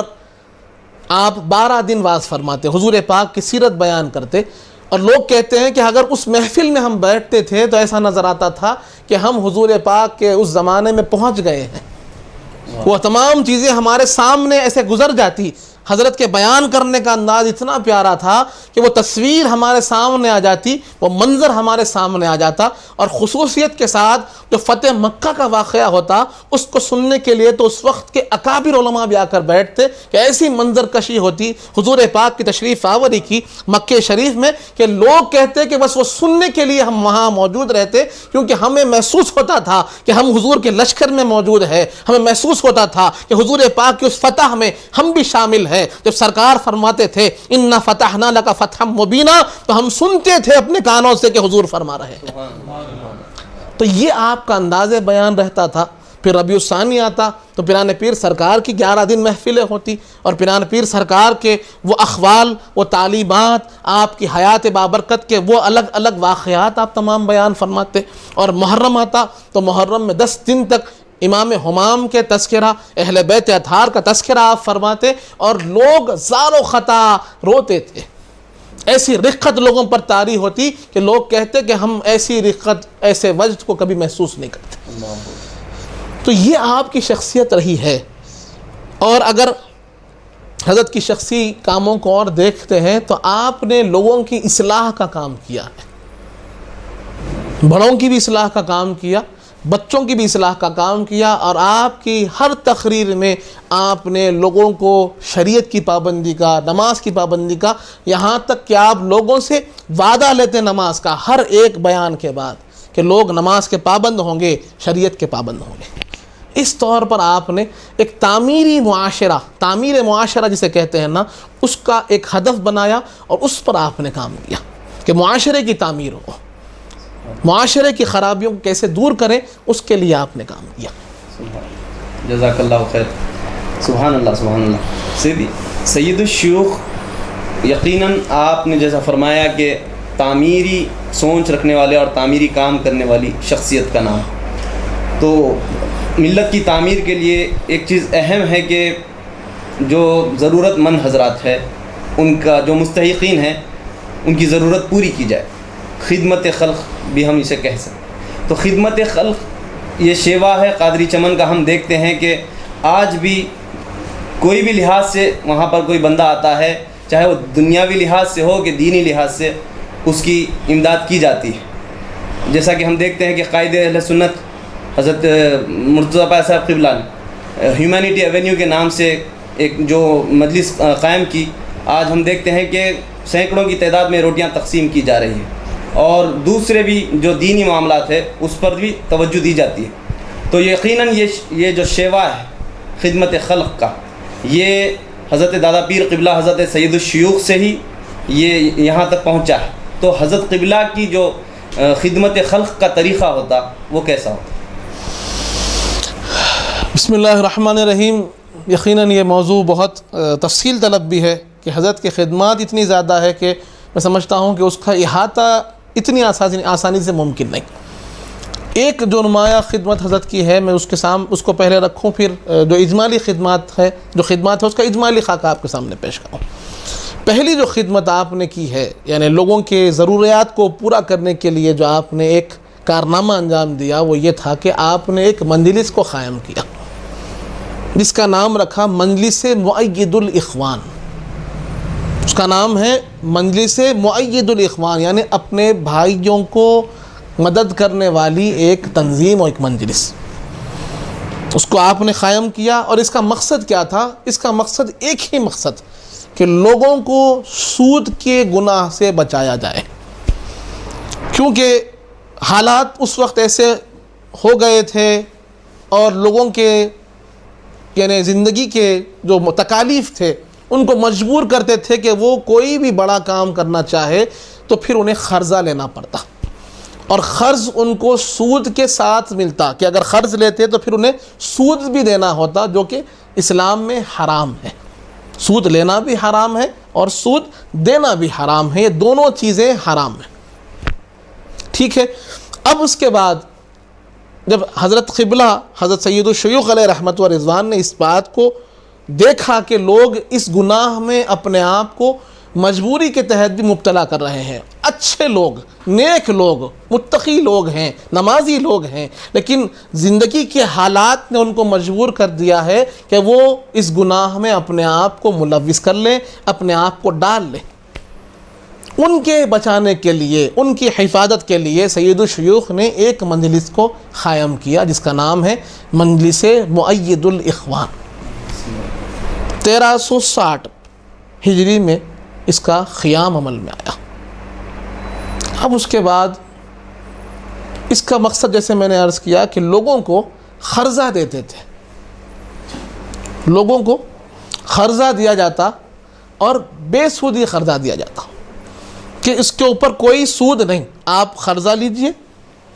اور اس کے بدلے میں یا تو چاندی یا سونے کی کوئی چیز رکھا دی جاتی بطور شیورٹی، یعنی رہن کے طور پر، اور جب وہ قرضہ واپس کر دیں تو پھر ان کو پیسے واپس کر دی، یعنی پیسے واپس کر دیں تو چیز واپس کر دی جاتی. تو اس سے کیا ہوا کہ بہت سے لوگ سود کے گناہ سے بچ گئے، ان کی ضرورت بھی پوری ہو گئی. جب ضرورت پوری ہو گئی، پیسے ان کے پاس آ گئے، وہ پیسے لا کر واپس دیتے، اپنی چیز لے کر چلے جاتے. تو یہ گناہ سے ان کو بچ گیا. اب وہ مؤید الاخوان لوگوں کو یاد نہیں رہتا، اس لیے اس کا نام لوگ آج یاد کرتے ہیں مجلس قرض حسنہ کے نام سے اس کو یاد کیا جاتا ہے. تو اس وقت یہ ایک ایسا انفرادی کام تھا کہ جس کی مثال آج تک بھی ہم کو حاصل نہیں ہوتی. اور اس کو جو پیسے جنریٹ ہوتے تھے اس کا ایک طریقہ یہ اختیار کیا گیا کہ چرم قربانی جو ہوتے تھے اس کو فروخت کر کر لوگوں کے لیے یہ پیسہ مجلس میں رکھا جاتا، یا پھر لوگ اگر کچھ عطایا دیتے ہیں کہ لوگوں کی خدمت کے لیے ہم پیش کرنا چاہتے ہیں مجلس میں، اس طریقے سے لوگوں کا کام چلتا تھا. آج بھی وہ مجلس الحمدللہ قائم ہے. اور جیسے آپ حافظ صاحب نے کہا ہے کہ حضرت کے شہزادوں نے اسی وصف کو آگے لے کر چلا ہے، اور حضرت کے شہزادے آج بھی خدمت خلق میں اپنے آپ کو ڈالے ہوئے ہیں اور اپنے صرفے سے، اپنے دل سے، اپنی جان سے لوگوں کی خدمت کرتے ہیں، بلا مذہب و ملت کی تفریق کے ساتھ خدمت کرتے ہیں. یہ حضرت ہی کی شان ہے جو آپ کے شہزادوں میں آج بھی نمایاں ہم دیکھتے ہیں. دوسری جو آپ کی خدمت خلق کے جو واقعات ہیں، جو آپ کے انفرادیت جس کے اندر آپ کو حاصل ہے کہ جب تعاون آیا، تعاون جب پھیل گیا دکن کے اندر، لوگ تعاون کہتے ہیں پلیگ کو. جیسے آج ہم کووڈ-19 کے مرض سے اپنے آپ کو دوچار پاتے ہیں، اپنے آپ کو پریشان ہو بے قرار پاتے ہیں، ویسے ہی اس وقت میں تعاون پلیگ پھیل گیا تھا. ایسے ہی ایک مہاماری، ایسا ہی ایک وائرس ہے جو لوگوں کو ایک دوسرے سے لگتا. اور آج جیسے ہم نے حالات کو دیکھا ہے کہ والدین کو اولاد چھوڑ کر بھاگ گئی ہے، اولاد کو والدین چھوڑ کر بھاگ گئے ہیں، رشتہ دار ایک دوسرے سے دور ہو گئے ہیں. آج اتنے وسائل ہونے کے بعد بھی لوگ ایک دوسرے سے دور ہیں، ایک دوسرے کی مدد نہیں کر پا رہے ہیں. اس وقت پر یہی حال پیدا ہو گیا کہ اگر کوئی بیمار ہے تو اس کی کوئی تیمارداری کرنے والا نہیں، اس کو دوا، اس کو غذا دینے والا کوئی نہیں ہے، گھر والے سب چھوڑ کر بھاگ رہے ہیں، نفسی نفسی کا عالم پیدا ہو گیا ہے. اسی طرح کسی کا انتقال ہو گیا تو کوئی دفنانے والا نہیں ہے، تو تجہیز اور تکفین کرنے والا نہیں ہے، کوئی غسل دینے والا نہیں ہے. اس وقت کوئی موجود نہیں تھا. سید الشیوخ علیہ رحمت و رضوان نے اس حال کو دیکھا، ان حالات کو دیکھا، تو آپ نے ایک ٹیم کو تشکیل دی جس میں آپ بنفس نفسی شامل ہوتے اور آپ ان گھروں میں جاتے جہاں پر لوگ بیمار ہوتے، ان کو دوا دیتے، ان کو غذا دیتے، اپنے ہاتھوں سے کھانا کھلاتے تھے، اپنے ہاتھوں سے ان کو دوا پلاتے تھے، اور جن کا انتقال ہو جاتا اپنے ہاتھوں سے آپ غسل دیتے، خود غسل دیتے، ان کی تکفین کرتے، ان کی تجہیز کرتے، ان کو کفن پہناتے، ان کی نماز پڑھاتے اور لا کر ان کو دفن کرتے. یہ خدمت خلق کا ایک ایسی مثال ہے کہ جس کی مثال آج ہم کو بہت کم ملتی ہے، کہ اپنی جان کی پرواہ نہیں کرتے ہوئے آپ کے ساتھ ایسے جانثار بھی جڑ گئے تھے جن کو اپنے جانوں کی پرواہ نہیں تھی، اپنے پیر کے نقش قدم پر چل رہے تھے اور جانتے تھے یہ جان تو جانی ہے، آج نہیں کل کسی نہ کسی بہانے اس کو جانا ہے، لیکن اللہ کی مخلوق کی خدمت میں جائیں گے رب خوش ہو جائے گا. کیونکہ اللہ فرماتا ہے کہ جب تک تم میرے بندوں کی مدد کرتے رہو گے میں تمہاری مدد میں تمہارے ساتھ رہوں گا. تو یہ حضرت کی ایک نمایاں خدمت رہی. تعاون کے مرض کے دور میں آپ نے جو خدمات دی اس کی کوئی مثال نہیں ملتی. دوسری ایک، جب طغیانی آئی، فلڈز آ گئے، حیدرآباد میں پانی بھر گیا، موسیٰ ندی کے اندر ایسا ایک پانی کا سیلاب آ گیا کہ لوگ کھانے کو نہیں ہیں، پینے کو نہیں ہیں، گھر دار کو چھوڑ دیا گیا، رشتہ داروں نے ترک کر دیا، لوگوں کو کوئی نہیں تھا. تو حضرت سید الشیوخ نے اپنے گھر کے دروازے کھول دیے کہ جو آ سکتا ہے، جس کو جہاں کہیں تکلیف ہو اس کو لا کر خاجی پورہ شریف کے اپنے بڑے گھر میں پناہ دی. 100 لوگ آپ کے پاس رہتے، ان کے کھانے پینے کا آپ انتظام فرماتے، ان کے رہنے کا آپ انتظام فرماتے، ان کی ہر ایک تکلیف کا آپ انتظام فرماتے. جب تک کہ پانی ختم نہ ہوا، جب تک کہ ان کے گھر بحال نہ ہوئے، آپ نے ان کی کفالت کی. ایسے واقعات ہم کو ملتے ہیں جہاں پر آپ نے اپنا کردار مخلوق کے لیے خدمت خلق. 2 چیزیں ہوتی ہے، ایک ہے حقوق اللہ، ایک ہے حقوق العباد، کہ بندہ اللہ کا حق ادا کرتا ہوا نماز، روزہ، زکوٰۃ، حج یہ سب کر رہا ہے تو کہیں نہ کہیں حقوق العباد میں کمزور ہو رہا ہے. لیکن اللہ نے ہمیں ایسا رہبر دیا ہے، ایسا مرشد عطا فرمایا ہے کہ جنہوں نے حقوق اللہ ادا کرنا وہ بھی سکھا دیا، حقوق العباد میں ایسی مثال دی کہ آج تک وہ مثال ہمیں پھر نہیں ملتی. جزاک اللہ خیر. سیدی ہمارے بھائی ہے سراج قادری، انہوں نے سوال کیا ہے کہ یوں تو آپ نے جیسا فرمایا کہ حضرت کے کئی القابات تھے، اس میں سے ایک لقب ہے ہادی شریعت، تو حضرت قبلہ سید الشیوخ کو ہادی شریعت کیوں کہا جاتا ہے؟ یقیناً الفاظ کے معنی کو جب دیکھتے ہیں تو بات بالکل واضح ہو جاتی ہے کہ ہادی شریعت. اور یہاں سے ایک وہ اس زاویے کی طرف بھی آپ کو لے چلوں، حضرت کی شخصیت کی اس جہت کی طرف بھی آپ کو لے چلوں کہ جہاں پر حضرت کی ایک نمایاں شخصیت یہ رہی ہے کہ آپ نے ہمیشہ شریعت پر بڑا زور دیا، پابندی شریعت پر آپ نے زور دیا، اور خود آپ بھی اتنے پابند شریعت تھے کہ لوگ آپ کو دیکھ کر سنتوں کو سیکھتے تھے، آپ کو دیکھ کر سنتوں کو جانتے تھے کہ سنتیں ایسی ہوتی ہیں، کہ کیسے آداب ہیں زندگی کے، کیسے سنتوں کی بھری زندگی ہوتی ہے، وہ آپ کو دیکھ کر جانتے تھے. محفل سما ہم نے بارہا سنا ہے، حاضر ہوئے ہیں. آپ کے پاس محفل سما ہوتا، ہر 12 کو ہوتا اور ہر مہینہ ہوتا، سالانہ ہوتا. محفل سما میں آپ شرکت فرماتے، لیکن شریعت کی پابندی کا یہ عالم تھا کہ اگر کوئی خوال، اگر کوئی پڑھنے والا ایسا کوئی شعر پڑھ دیتا کہ جس میں شریعت کے اصول کے مخالف کوئی بات ہو یا پھر شک ہو کہ یہ شریعت کے اصول کے خلاف جانے والی بات کے مشابہ ہیں، مناسب بات نہیں ہے، تو آپ اسے فوراً یا تو تبدیل کر دیتے یا پھر اس خوال کو اٹھا دیتے. ایسے نہیں ہے کہ ٹھیک ہے کہہ دیا رہنے دو، نہیں، وہیں پر آپ اس کو ٹوکتے، وہیں پر آپ اس کو روک دیتے. دوسری چیز، حیدرآباد دکن کیونکہ یہ الگ الگ تہذیبوں کا ایک ایسا مرکز رہا ہے کہ بادشاہت یہاں پر رہی ہے، اور ہر ایک جگہ کی الگ الگ تہذیبیں یہاں پر رائج ہوئی، الگ الگ جگہ کے لوگ یہاں پر بسے ہیں، اور الگ الگ جگہ کے لوگوں کی وجہ سے الگ الگ تہذیبیں یہاں پر جمع ہو گئی. تو ان تہذیبوں کا اثر یہ ہوا کہ ایک دوسروں کے رسم و رواج بھی لوگوں نے ایکسچینج کر لیا. تو مسلمانوں کے اندر کئی غیر مسلموں کے غیر شرعی رسم و رواج داخل ہو گئے تھے. شادی کے لیے رسم و رواج داخل ہو گئے، اسی طرح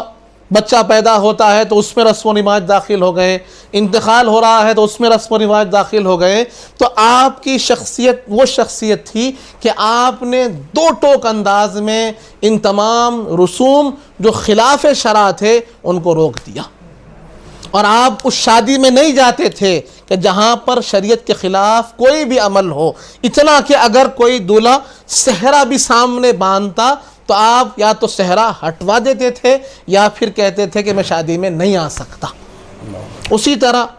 جب کسی کے بعد بچہ پیدا ہوتا ہے تو الگ الگ رسم ہوتے ہیں، الگ الگ رواجیں پیدا ہوتے ہیں، کبھی 6 تاریخ چھٹی ہوتی ہے، کہیں چلا ہوتا ہے۔ آپ نے کہا کہ ان کی ضرورت نہیں ہے، کیونکہ ان رسموں کو لوگ واجب سمجھنے لگے تھے، فرض سمجھنے لگے تھے، قرضہ لے کر رسوم کر رہے تھے کہ نہیں کریں گے تو غلط ہو جائے گا، یہ خیال تھا۔ تو آپ نے بتا دیا کہ یہ رسم اسلام کی کوئی حیثیت نہیں رکھتے، شریعت میں کوئی حیثیت نہیں رکھتے، کوئی کرتا ہے تو یہ ایک مباح چیز ہے، کوئی بات نہیں، اگر کوئی چھوڑتا ہے تو بہتر چیز ہے، افضل چیز ہے۔ اور آپ نے ان رسوم کو توڑا ہے، آپ نے ان رسوم کو لوگوں سے دور کیا اور لوگوں کو قرآن و حدیث کی طرف بلایا، لوگوں کو آپ اللہ کی طرف بلاتے۔ اور اگر بچے کے لیے کچھ کرنا ہوتا تو کہتے کہ عقیقہ کرو، عقیقے کی طرف آپ پابندی کرتے۔ اسی طرح نکاح کی سادگی کی طرف آپ لوگوں کو ترغیب دلاتے کہ سادہ انداز میں نکاح کیا جائے، سادہ انداز میں لوگ ایک دوسرے کے ساتھ رہیں، کیونکہ اسلام سادگی پسند مذہب ہے، آسانی والا مذہب ہے، تم نکاح کو مشکل مت کرو۔ اس طریقے سے آپ کے یعنی خدمت خلق میں اور معاشرے کی تعمیر میں جو کارنامے رہے ہیں، بہت بڑے کارنامے رہے ہیں۔ اور جیسے آپ سے کہا گیا کہ ہادی شریعت کیوں کہتے ہیں، تو آپ نے جہاں جہاں شریعت کو قائم کرنے کی ضرورت تھی اور لوگوں کو شریعت کی طرف بلانے کی ضرورت تھی، آپ نے شریعت کو ہی بلایا ہے۔ اور پیارے پیر سرکار کے اس قول کی آپ نے صحیح تصویر کو پیش کیا کہ کسی ولی کو دیکھنا ہو تو اس طریقے سے دیکھو کہ کسی ولی کی سب سے بڑی کرامت کیا ہے، تو یہ جان لو کہ جو ولی شریعت کا پابند ہوتا ہے وہی اس کی سب سے بڑی کرامت ہے۔ سبحان اللہ، جزاک اللہ خیر۔ سیدی، ہم دیکھتے ہیں کہ جب سید الشیوخ کے تعلق سے ہم پڑھتے ہیں یا جانتے ہیں تو اس میں اکثر سیدی اپنی کتاب میں، یا اگر اپنی کتاب کا نام بھی رکھنا ہو، یا پھر جیسا کہ اہل دکن جانتے ہیں کہ لوگ جانتے ہیں کہ آپ نے جب خانقاہ کو قائم بھی کیا تو اس کو قادری چمن کا نام دیا۔ تو یہ قادری چمن کا قیام کیسے ہوا، اور جو رنگ قادریت ہے جو آپ میں نمایاں نظر آتی ہے، تو اس کی وجہ کیا تھی؟ بسم اللہ الرحمن الرحیم۔ یقیناً قادری چمن کا جو قیام عمل میں آیا ہے، یہ سید الشیوخ علیہ رحمت و رضوان نے اس خطۂ ارض کو خریدا ہے، اور خرید کر اس کی وجہ یہ تھی کہ آپ نے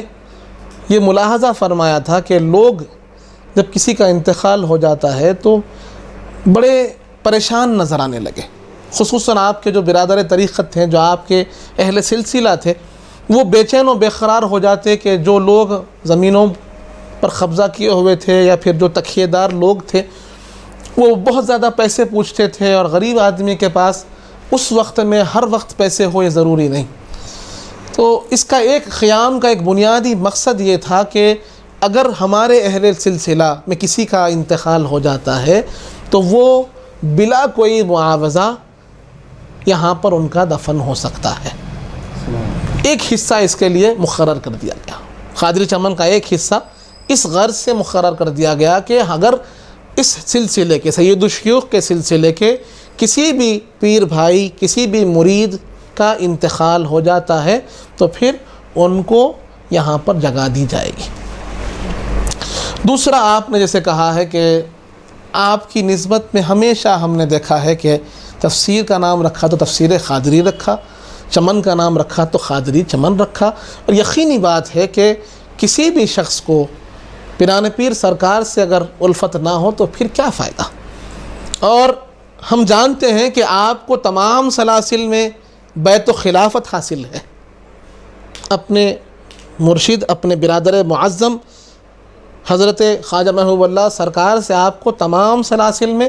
بیت بھی حاصل ہے اور خلافت بھی حاصل ہے، لیکن آپ نے اکثر اپنا جو سلسلے کو قائم کیا اور لوگوں کو مرید کیا وہ سلسلہ عالیہ قادریہ میں آپ نے مرید کیا، اور جن تعلیمات کو آپ نے لوگوں کے درمیان عام کیا، جن تعلیمات کی ترویج آپ نے فرمائی وہ بھی تعلیمات قادریہ ہی رہے، جو اذکار کا طریقہ آپ نے اختیار فرمایا وہ بھی اذکار قادریہ کو آپ نے اختیار فرمایا، اور یقیناً پیران پیر سرکار سے آپ کا ایک یعنی اٹوٹ رشتہ رہا،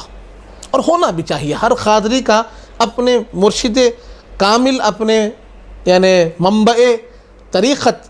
پیران پیر سے ایک اٹوٹ رشتہ ہونا ہی چاہیے، کیونکہ سید الاولیاء ہے، غوث اعظم ان کا لقب ہے، ان کے بغیر کوئی سلسلہ چل نہیں سکتا، ان کے بغیر کوئی ولی بن نہیں سکتا۔ حقیقت یہی ہے، چاہے وہ چشتی ہو، چاہے وہ سہروردی ہو، چاہے وہ نقش بندی ہو، چاہے وہ قادری ہو، تمام کے تمام کو جو فیض ملتا ہے وہ پیران پیر کے در سے ہی ملتا ہے، وہ غوث اعظم کے در سے ہی ملتا ہے، وہ شاہ جیلاں کے در سے ہی ملتا ہے۔ اب آپ کا جو تعلق رہا ہے اس کے تعلق سے اگر ہم آپ کے سفر کو پڑھیں گے کہ سفر بغداد جب آپ نے کیا تو وہاں آپ کا تعلق معلوم ہوتا ہے کہ وہاں کے جو نقیب الاشراف رہے ہیں ان کی سید الشیوخ پر بہت سی عنایتیں رہیں اور بہت گہرا تعلق ان سے رہا۔ وہاں پر آپ کو چلہ کشی کا موقع دیا گیا اور آپ وہاں پیران پیر سرکار کی بارگاہ میں بھی اب وہاں پر چلہ کش ہونے کے لیے بیٹھ گئے۔ 1 ہفتہ ہو گیا، 2 ہفتے ہونے کے بعد جو نقیب الاشراف تھے انہوں نے کہا کہ نہیں، عمر حسینی کو بلایا جائے، مجھے ان سے ملاقات کرنی ہے، اتنا لمبا چلہ میں برداشت نہیں کر سکتا۔ اور وہاں کے جو نقیب الاشراف تھے حضرت نقیب سید ابراہیم جن کا نام ملتا ہے، آپ نے کہا، اور ایک اور جو وہاں کے سجادہ نشین تھے وہ حضرت سید نقیب عبد الرحمن علیہ رحمت و رضوان، آپ کا نام ملتا ہے، انہوں نے کہا کہ نہیں، ہم کو حضرت سے ملنا ہے، بلایا جائے۔ تو پھر آپ کو بلایا گیا، دستک دی گئی، جہاں جس حجرے میں آپ بیٹھے تھے وہاں دستک دے کر آپ کو بلایا گیا۔ نقیب الاشراف کے گھر پہ ایک تقریب رکھی گئی تھی، وہاں پر آپ کو مدعو کیا گیا اور سید الشیوخ وہاں حاضر ہوئے۔ جب سید الشیوخ وہاں حاضر ہوئے تو نقیب الاشراف نے آپ کو دیکھا، دیکھ کر حضرت نقیب نے آپ کو قریب لے کر گلے سے لگا لیا اور کہا اب معلوم ہوتا ہے کہ پیران پیر غوث الاعظم دستگیر تم کو کتنا چاہتے ہیں، کہ میں تمہارے چہرے میں وہ جلوے دیکھ رہا ہوں، بڑے پیر کے جلوے تمہارے چہرے میں دیکھ رہا ہوں۔ اور آپ کے شہزادے اس حضرت نقیب الاشراف جو شہزادے بعد میں نقیب بنے، جب حضرت شیخ الاسلام یعنی سید الشیوخ کے شہزادے وہاں حاضر ہوئے تو وہ شہزادے کہتے ہیں کہ ہم نے کئی دن کئی روز یعنی وہاں پر آپ کا 1 مہینہ قیام رہا تو آپ نے 1 مہینہ وہاں پر واعظ فرمایا۔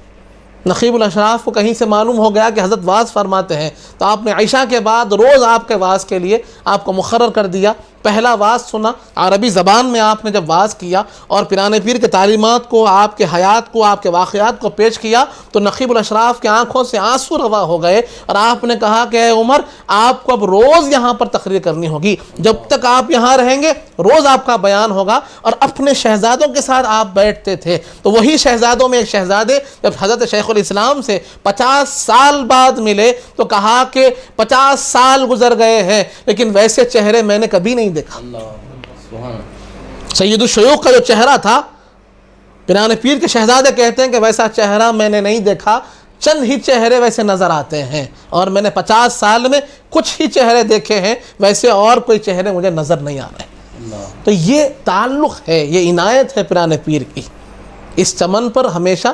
سرکار پیران پیر کی خصوصی عنایت رہی ہے، اسی لیے اس چمن کا نام ہے قادری چمن۔ سبحان اللہ، جزاک اللہ خیر۔ اسی لیے تو آپ نے خود اپنے کلام میں، کلام خلیق میں فرمایا کہ کھڑا ہوں غوث اعظم در پہ تیرے ایک زمانے سے، کھڑا ہوں غوث اعظم در پہ تیرے ایک زمانے سے، دکھایا پیر رخ اپنا کسی ہیلے بہانے سے، اور برا ہے گرچہ اپنا حال پر نسبت تو اچھی ہے، ہوئے ہیں قادری اور حنبلی ہم ایک زمانے سے۔ اور مقطع میں فرمایا ہے کہ جو ہو نہ ہو سو اب ہووے رہی ہے عمر تھوڑی سی، نہ ہرگز ہم اٹھیں گے اے خلیق اس آستانے سے، نہ ہرگز ہم اٹھیں گے اے خلیق اس آستانے سے۔ اور سیدھی کیونکہ وقت اختتام کی طرف ہے، میں جلدی سوالوں کو پیش کر لوں گا کہ حضرت قبلہ، کیونکہ ہم نے جیسا جانا کہ حضرت قبلہ کو علم سے بڑا شغف تھا، تو آپ کے اطراف و اکناف میں یقیناً عالم حضرات اور جو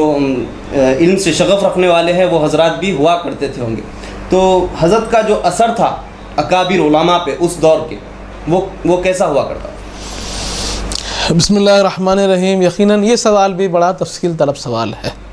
کیونکہ اس وقت کے علماء بہت بلند پایا علماء رہے. ایک طرف ہم دیکھتے ہیں کہ بانی جامعہ امام انور اللہ فاروقی علیہ رحمت و رضوان رہے، جو سید الشیوخ کے ہم عصر ہیں. دوسری طرف ہم دیکھتے ہیں کہ حضرت شاہ احمد رضا خان فاضل بریلوی علیہ رحمت و رضوان ہے، جو حضرت کے ہم عصر ہیں. اسی کے ساتھ ہم دیکھتے ہیں کہ یہ تو یعنی ہندوستان کے اکابر علماء میں جن کا شمار ہوتا ہے، جو آپ کے ہم عصر رہے ہیں وہ تو ہیں. اس کے ساتھ ساتھ جو بغداد کا جو مرکز تھا اس وقت کے علم و فنون کا، وہاں کے اکابر علماء سے آپ کے تعلق رہے ہیں. نجف کے اکابر علماء سے آپ کے تعلق رہے ہیں، بصرہ کے اکابر علماء سے آپ کے تعلق رہے ہیں. خط و کتابت رہی ہے، اور آپ کے جو افکار کو، آپ کے جو تحقیقات رہے ہیں، اس کو لوگوں نے بہت سراہا ہے. اور آپ باضابطہ یہ بات بھی عرض کر دوں کہ آپ کے کارناموں میں کارنامہ یہ بھی ہوتا تھا کہ باضابطہ آپ کے پاس ایک یعنی دارالافتاء بھی چلتا تھا، اور لوگوں کے استفتاء آپ کے پاس آتے تھے، اور جس کے اوپر آپ فتوے لکھ کر لوگوں کو بھیجا کرتے تھے. تو نہ صرف ہندوستان سے بلکہ باہر سے بھی آپ کے پاس لوگ مسائل لے کر آتے تھے، اور لوگ آپ سے پوچھتے تھے. جب آپ وہاں تشریف لے جاتے تو کئی مسائل پر وہاں پر گفتگو ہوئی. آخرکار آپ نے کہہ دیا کہ میں یہاں پر لوگوں سے ملاقات کے لیے نہیں، بڑے پیر کے پاس حاضری کے لیے حاضر ہوا ہوں. تو اس طور پر ہوتا یہ ہے کہ ایک ایسی شخصیت تھی کہ جن کا عصر، جن کا تعلق، جن کے ساتھ جو یعنی تعلق کی جو کہتے ہیں کہ تعلقات جو ہوتے ہیں، وہ نہ صرف اس ہندوستان کے علماء میں بلکہ بیرون کے علماء سے بھی آپ کا تعلق رہا. اور خصوصاً ہم جانتے ہیں کہ بانی جامعہ علیہ رحمت و رضوان سے آپ کا تعلق بڑا قریبی رہا، اور ساتھ ہی ساتھ فاضل بریلوی حضرت شاہ احمد رضا خان رحمت اللہ علیہ سے آپ کا تعلق بڑا قریبی رہا کہ اعلیٰ حضرت نے آپ کو اپنے مدرسے کے سالانہ جلسے میں بطور مہمان خصوصی یاد فرمایا. اور آپ پہلے تو انکار کیے، لیکن جب پیران پیر سرکار سے حکم ہوا کہ وہ بھی ہمارا غلام ہے، آپ تشریف لے جائیں، تو پھر وہاں سے حکم ہونے پر آپ تشریف لے گئے، اور وہاں اعلیٰ حضرت نے آپ کا استقبال کیا، آپ کا خطاب سنا. تو اس کے بعد 7 دن پے در پے 7 دن اعلیٰ حضرت نے خواہش کی کہ حضرت آپ کا خطاب ہوگا اور لوگ سنیں گے، اور میں خود اس میں حاضر رہوں گا. اور جب حضرت کا خطاب سنا، حضرت سید الشیوخ کا خطاب اعلیٰ حضرت فاضل بریلوی علیہ رحمت و رضوان نے سنا، تو کہا کہ آپ کے خطاب میں فیضان غوثیت کو بہتا ہوا دیکھتا ہوں. یعنی جو اپنے وقت کے مفتی ہیں، اپنے وقت کے سب سے بڑے عالم ہیں، وہ کہتے ہیں کہ حضرت آپ کو سنتا ہوں تو فیضان غوثیت کو بہتا ہوا دیکھتا ہوں. یہ اثر آپ کا رہا اپنے معاصرین پر. اور علمی کام، علمی شغف. پھر ہم حضرت کی حیات بابرکت کو دیکھتے ہیں تو بظاہر حضرت کی حیات بابرکت 48 سال ہے، 48 ایئرس. لیکن جب کارنامے دیکھتے ہیں تو عقل یعنی قبول نہیں کرتی ہے کہ اتنے کم وقت میں آپ نے اتنے کارنامے، اتنے جہاد پر کیسا کام کیا ہوگا. سبحان اللہ، سبحان اللہ، جزاک اللہ خیر. سیدی، یہ حضرت قبلہ جیسا کہ آپ نے فرمایا کہ بغداد شریف کی طرف آپ نے سفر کیا، نجف شریف کی طرف، تو تھوڑا سا ہم اور جب قریب جاتے ہیں تو کربلا شریف آتے، کیونکہ میرا اگلا جو سوال ہے وہ حضرت کے کرامات کے تعلق سے ہے. حضرت کے کچھ کرامات اگر آپ ہم تمام ناظرین کو سنا دیں تو عین نوازش ہوگی. اس میں میں چاہتا ہوں کہ آپ جو کربلا شریف کا آپ کا جو سفر ہے، جب کربلا شریف کا جب حاضری آپ کی ہوئی روضہ مبارک پر، تو وہاں پر ایک واقعہ جو پیش آیا، اگر آپ سنا دیں تو نوازش. وہاں تو جیسے ہم کہتے ہیں کہ بسم اللہ الرحمن الرحیم، کہ آپ کے کرامات کی بات ہو تو در حقیقت یہ ہمارے بزرگوں کا شیوا نہیں رہا ہے کہ اپنے بزرگوں کی کرامات کو بیان کریں. اکثر تعلیمات پر زور رہا ہے، کرامات پر زور نہیں رہا. اور کرامات بھی اگر بیان ہوتی ہیں تو پیران پیر سرکار کی کرامات بیان ہوتی ہیں، کرامات بھی بیان ہوتی ہے تو خواجگاہ کی کرامات بیان ہوتی ہیں. حضرت نے یا پھر حضرت کے جو جانشین آئے ہیں، انہوں نے کبھی بھی حضرت کے کرامات کو اتنا زیادہ لوگوں کے درمیان میں آشکار نہیں کیا. لیکن کچھ باتیں یقیناً اگر عرض کر دوں جس کے اندر تعلیم بھی ہو، ایسی کرامت کے جو ہمیں سبق بھی دیتی ہو، ایسی ایک کرامت، ایک واقعہ ضرور آپ کے سامنے پیش کروں. ایک آپ کے مرید ہیں وہ روایت کرتے ہیں اور آپ کے خلیفہ نے ان سے سن کر پھر جو مؤلف ہے ان کو روایت کی کہ وہ کہتے ہیں کہ میں سفر کے دوران تھا، ریل گاڑی کا سفر تھا، ٹرین میں بیٹھا ہوا تھا، سفر چل رہا تھا، سفر طویل بھی تھا، اور اس اثنا میں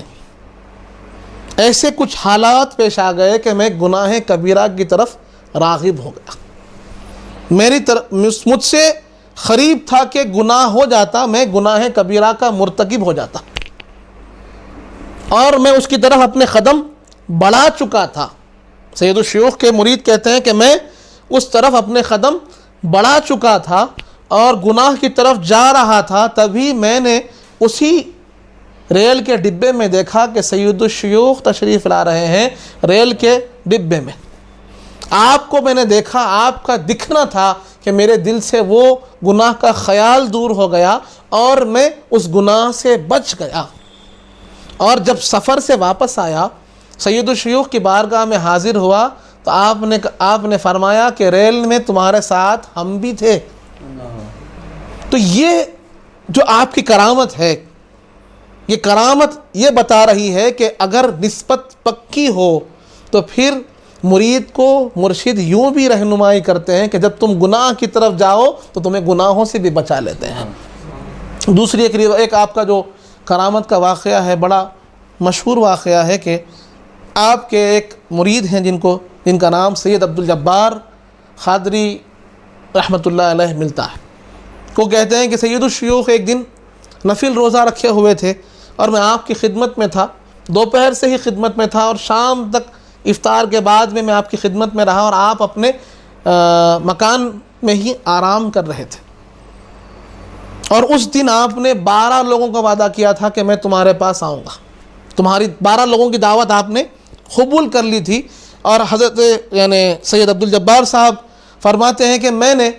سوچا کہ شاید کیونکہ روزہ تھے تو پروگرام ملتوی کر دیا ہوگا. لوگوں کو کہا تو تھا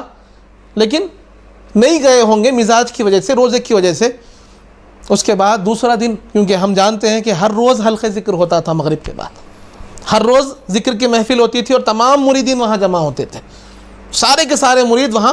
حلقہ ذکر میں پابندی سے حاضر رہتے تھے. جب سب کے سب حاضر ہوئے تو 12 کے 12 لوگوں نے کہا کہ سیدی ہمارے پاس تشریف لائے تھے، سبحان اللہ، ہماری دعوت میں تشریف لائے تھے، ہمارے پاس کھانا کھائے تھے، ان مسائل پر ہمارے پاس گفتگو ہوئی. تو عبدالجبار صاحب فرماتے ہیں کہ میرے ذہن و گمان میں یہ بات نہیں تھی، کیونکہ میں سیدی کے ساتھ موجود تھا آپ کے گھر میں، کہ 12 جگہ آپ کیسے تشریف لے گئے. تو اس کا جو معاملہ ہے، اس کو جب جوڑتے ہیں پیران پیر کے فیضان سے تو بات معلوم ہوتی ہے کہ بڑے پیر کا معاملہ یہ تھا کہ آپ 70 جگہ تشریف لے گئے تھے، یہ ان کے غلام تھے، 12 جگہ تشریف لے گئے. اور جب جو واقعے کی آپ بات کر رہے ہیں، ویسے تو بغداد کے اور کربلا شریف کے بہت سے واقعات ہیں، لیکن ایک واقعہ یعنی کرامت سے ہٹ کے ایک واقعہ جو درس کا ہے، درس سے جس کا تعلق رکھتا ہے، وہ حضرت کا وہ واقعہ میں آپ کے سامنے رکھ دوں. کہ جیسے ہم نے جانا کہ بغداد شریف میں آپ کے واعظ کے بڑے چرچے ہوئے، وہاں سے آپ کربلا شریف حاضر ہوئے، وہاں سے نجف شریف حاضر ہوئے، وہاں بھی آپ نے واعظ فرمایا. پھر کربلا شریف امام حمام کی بارگاہ میں حاضر ہوئے تو وہاں پر بھی لوگوں نے آپ سے خواہش کی کہ آپ واعظ فرمائیے، اور وہ آپ کا آخری دن تھا وہاں سے لوٹنے کا. اور وہاں کیوں ہم جانتے ہیں کہ جو اہل تشیع ہوتے ہیں وہ کبھی ماتم بھی کرتے ہیں، کبھی گریہ و زاری بھی کرتے ہیں، تو وہ چل رہا تھا. تو وہاں سید الشیوخ نے واعظ شروع کیا اہل بیت اطہار کے مناقب، ان کے فضائل، اور خصوصاً جو شہدائے کربلا کے ساتھ جو مظالم ڈھائے گئے ہیں ان مظالم کا آپ ذکر کرنے لگے. عربی زبان میں تقریر اب جب شروع کیے، واعظ شروع کیے، تو وہ لوگ جو ماتم میں تھے سب کے سب آپ کے ساتھ آپ کا واعظ سننے کے لیے خاموش ہو گئے اور سب سننے لگے. سب آپ کا واز سن رہے ہیں، اب آدھا گھنٹہ ہو گیا، 1 گھنٹہ ہو گیا، آپ اہل بیت اطہار کا ایسا ذکر فرمائیں اور شہدائے کربلا پر ڈھائے جانے والے مظالم پر آپ نے ایسا واز کیا کہ ان پر عجیب رقت طاری ہو گئی، سارا جتنا مجمع تھا رونے لگا۔ آخر کار جب آپ نے واز ختم کیا تو لوگوں نے آپ کو دعوت دی کہ کچھ دیر اور رک جائیے، کچھ دن رک جائیے، ہم آپ کو سننا چاہتے ہیں۔ اور ان میں سے کچھ لوگوں نے آپ کے بارے میں دریافت بھی کیا کہ یہ کون ہیں، کہاں سے ہیں، تو لوگوں نے کہا کہ یہ ہند سے آئے ہوئے ہیں۔ ایسے عالم ہندوستان میں بھی ہے، لوگوں کو یہ بھی تعجب ہوا کہ ایسا بیان کرنے والے ہندوستان میں ہیں۔ پھر ان میں سے لوگوں نے یہ سمجھا کہ جب اہل بیت اطہار کا ایسا ذکر کیا تو شاید وہ اہل تشیع میں سے ہوں گے، شیعہ ہوں گے۔ لوگوں نے کہا کہ آپ شیعہ کے کہاں کے، وہاں کے جو مجاہدین تھے، وہاں کے جو ذاکرین تھے، وہ ملاقات کر کے کہنے لگے کہ آپ اہل شیعہ میں ایسے بھی عالم ہے کیا؟ تو آپ نے کہا کہ میرا نام عمر ہے، میرا نام عمر ہے۔ لوگ کہنے تعجب میں پڑ گئے کہ ایسا بھی عالم ہوتا ہے، اہل سنت میں اہل بیت کا ذکر کرنے والے ایسے بھی ہوتے ہیں۔ تو وہاں پر سید الشیوخ نے فرمایا کہ اگر اہل بیت کی محبت دل میں نہ ہو تو وہ اہل سنت ہو ہی نہیں سکتا۔ اہل سنت کا مزاج یہ ہوتا ہے کہ وہ اہل بیت کا چاہنے والا ہوتا ہے، اور ایسی آپ نے وہاں تقریر فرمائی کہ وہاں کے شیعہ بھی دنگ رہ گئے کہ ایسے اہل بیت کے فضائل ہم بھی نہیں سنے، اس انداز کو ہم نے بھی نہیں جانا۔ تو یہ سید الشیوخ علیہ رحمت و رضوان کی خصوصیات رہی ہے اور عنایات رہی ہے، بزرگوں کی ایسی عنایت آپ پر رہی ہے، امام حمام کی ایسی عنایت رہی ہے، مولا کائنات کی ایسی عنایت رہی ہے، پیران پیر سرکار کی عنایت رہی ہے کہ آپ نے ان تمام ذمہ داریوں کو، تمام حقوق کو آپ نے ادا فرمایا۔ سبحان اللہ، جزاک اللہ خیر۔ اسی کو سیدی نے اپنے کلام میں اور حدیث شریف کی تشریح یوں بھی فرمائی کہ خلیق اس واقعے کے قبل روتے تھے رسول اللہ، خلیق اس واقعے کے قبل روتے تھے رسول اللہ، انہی کی پیروی میں ہم بھی اب آنسو بہاتے ہیں۔ حدیث پاک کی تشریح فرمائی حضرت کیونکہ وقت بالکل اختتام کی طرف ہے تو 2 سوال کو میں ایک جگہ جمع کرتا ہوں کہ آخری سوال کہ حضرت کا سن وصال کیا ہے، اور پھر حضرت کی اولاد امجاد کون کون؟ بسم اللہ الرحمن الرحیم۔ جیسے ہم جانتے ہیں کہ حضرت کا جو سن وصال رہا ہے وہ 1330 رہا ہے، 1330 یہ آپ کا جو ہے سن وصال رہا، اور آپ کی عمر مبارک 48 سال کی رہی کہ جہاں پر آپ نے اتنے بڑے بڑے کارنامے انجام دیے،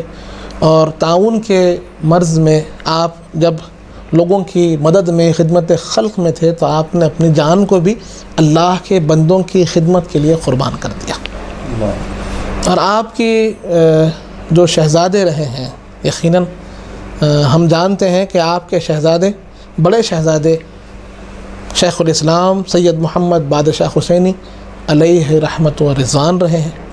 کہ جو آپ کے جانشین بھی رہے ہیں، اور آپ کے اس کاز کو، آپ کے اس مقصد و مشن کو آپ نے ہی پھر آگے بڑھایا ہے، اور بحسن خوبی اس کو پھر آپ نے انجام دیا۔ دوسرے جو شہزادے رہے ہیں وہ حضرت سید زین العابدین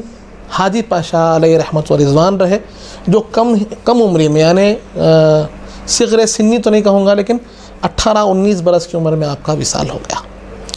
پھر آپ کی شہزادیاں رہی ہیں، 2 شہزادیاں آپ کی رہی ہیں جو یعنی اپنے وقت کی، جن کو لوگ رابعہ ثانیہ بھی کہتے تھے، ویسی شہزادیاں اللہ نے آپ کو عطا فرمائی تھی۔ اور یقیناً آپ کے جب ہم خانوادے کو دیکھتے ہیں تو پھر وہی جو مقصد، جو کیفیت، جو مزاج سید الشیوخ کا تھا، وہی مزاج ہم نے آپ کے شہزادوں میں، آپ کی شہزادیوں میں پایا ہے۔ سبحان اللہ، جزاک اللہ خیر۔ سیدی سوال ایک کرنا چاہتا ہوں کہ جو ہماری اس تمام گفتگو کا لب لباب ہے، آخری سوال اگر آپ اجازت دیں تو، کہ یہ جو ہم نے سنا ہے حضرت کے تعلق سے اور حضرت کی زندگی ہم نے ابھی جو سنی ہے، تو آپ کی جو زندگی مبارک، آپ کی حیات مبارک سے ہم وابستگان کو اور مریدین و معتقدین کو آپ کی حیات مبارک سے کیا درس لینا چاہیے؟ بسم اللہ الرحمن الرحیم۔ یقینی بات ہے کہ جب ہم کسی اللہ کے ولی کا ذکر کرتے ہیں، بزرگ برگزیدہ کا ذکر کرتے ہیں، تو پھر اس کا مقصد ہی یہ ہوتا ہے کہ ان کی زندگی سے اپنی زندگی میں نور اور مشعل راہ کو لیں، رہنمائی اور ہدایت کو حاصل کریں۔ اب جب ہم سید الشیوخ علیہ رحمت و رضوان کی زندگی کے چند گوشوں کو اجمالی طور پر جانے ہیں، اس سے یہ بات تو ذہن میں آتی ہے کہ آپ کا مزاج کیسا تھا۔ تو ہم جب اپنا تعلق، اپنی نسبت حضرت سے جوڑتے ہیں تو وہاں پر اس مزاج کو اختیار کرنے کی ضرورت ہے کہ جہاں پر ہم دکھاوے سے ہمیشہ دور رہیں، خود پسندی، انا، تکبر سے دور رہیں،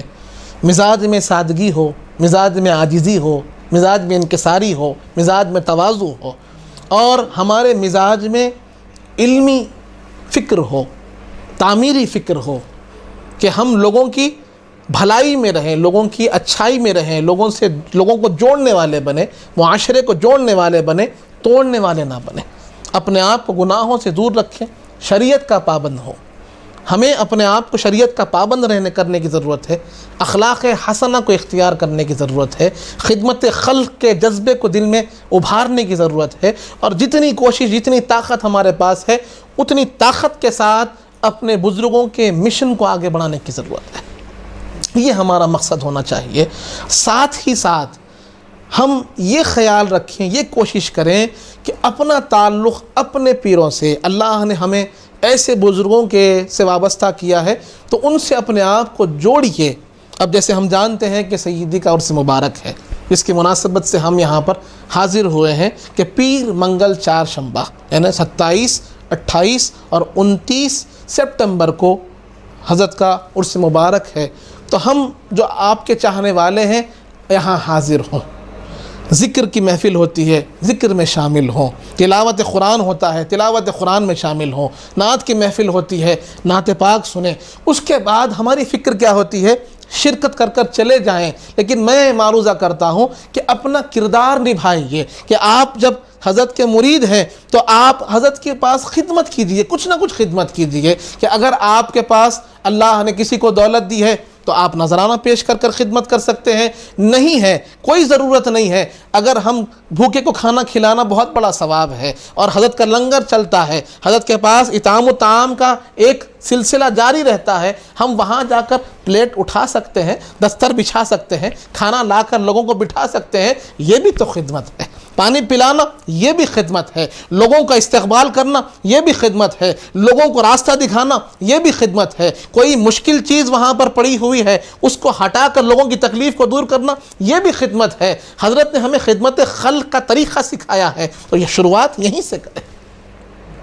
اس کے ساتھ ساتھ جب ہم وہاں حاضر ہوتے ہیں تو صرف حاضر ہو کر دنیاوی اغراض کو پانے کی کوشش نہ کریں، بلکہ حضرت کی فکر کو حاصل کرنے کی کوشش کریں، اپنے آپ کو ان کے راستے پر چلانے کی کوشش کریں، اپنے آپ کو اللہ سے جوڑنے کی کوشش کریں، اپنے آپ کو، جیسے ہم جانے ہیں کہ حضرت کی زندگی میں ذکر اللہ ایک اٹوٹ حصہ تھا، صبح شام اللہ کے ذکر میں آپ رہتے تھے، اپنے آپ اپنی زندگی میں بھی اللہ کے ذکر کو شامل کرنے کی کوشش کریں، قرآن کی تلاوت کو شامل کرنے کی کوشش کریں، نماز کے پڑھنے کو شامل کرنے کی کوشش کریں۔ تو حضرت کی جو زندگی ہمارے سامنے آئی ہے اس سے اپنی زندگی میں مشعل راہ لیں، اور پھر یقیناً میں یہ بات عرض کرتا ہوں، اپنی بات کو ختم کر دوں کہ جو لوگ قادری چمن سے منسلک ہیں، جب وہ لوگوں سے ملیں تو پھر ان کی انفرادیت ہو، ان کے اندر وہ کیفیت ہو کہ لوگ دیکھ کر کہیں کہ اگر سید الشیوخ کا تذکرہ وہ سنیں، آپ کی صفات کو سنیں اور ان کے مریدین کو، ان کے چاہنے والوں کو دیکھیں،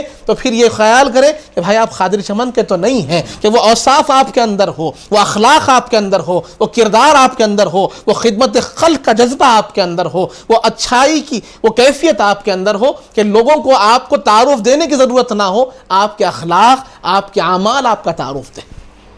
تو یہی میرا معروضات ہیں کہ آپ تشریف لائیں تو یقیناً بزرگوں کی زندگی سے اپنی زندگی میں نور اور ہدایت کو حاصل کریں۔ سبحان اللہ، جزاک اللہ خیر سیدی۔ میں تمام ناظرین اور ٹیم شیخ الاسلام لعیق اکیڈمی کی جانب سے آپ کا بڑا مشکور ہوں کہ آپ نے اپنا قیمتی وقت ہم کو عنایت فرمایا۔ اور آخر میں حضرت شیخ الاسلام لعیق علیہ رحمہ اپنے پیر و مرشد اپنے بابا جان کی خدمت میں جو خراج پیش کیے ہیں اس کے چند اشعار پیش کرتے ہوئے سیدی کو دعا کے لیے مدعو کروں گا کہ آپ کے دربار میں حاضر ہے محتاج نظر، آپ کے دربار میں حاضر ہے محتاج نظر، اس طرف بھی ایک نظر یا حضرت سید عمر، اس طرف بھی ایک نظر یا حضرت سید عمر، اس کرامت کا تمہاری ہو نہیں سکتا جواب، عمر بھر کی پیروی سنت خیر البشر،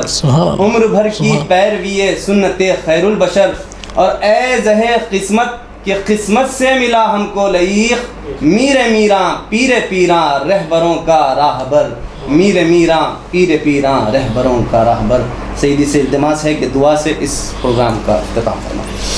الحمد لله رب العالمين، اللهم صل على سيدنا محمد وعلى آل سيدنا مولانا محمد وبارك وسلم. ربنا آتنا في الدنيا حسنة وفي الآخرة حسنة وقنا عذاب النار وادخلنا الجنة مع الأبرار يا عزيز يا غفار يا رب العالمين. اللهم إنا نسألك إيمانا كاملا ويقينا صادقا ولسانا ذاكرا وقلبا خاشعا وعلما نافعا ورزقا واسعا وتوبة نصوحا وتوبة قبل الموت وراحة عند الموت والمغفرة بعد الموت والفوز بالجنة والنجاة من النار. فسهل يا إلهي كل صعب بحرمة سيد الأبرار، سهل سهل سهل يا خازي الحاجات يا حل المشكلات يا دافع البليات يا شافع الأمراض، واغفر للمؤمنين والمؤمنات والمسلمين والمسلمات الأحياء منهم والأموات إنك قريب مجيب الدعوات. لي 5 نطفي بها حر الوباء الحاتمة، المصطفى والمرتضى وابناهما والفاطمة. وصلى الله تعالى على خير خلقه سيدنا محمد وعلى آله وصحبه وسلم، والحمد لله رب العالمين.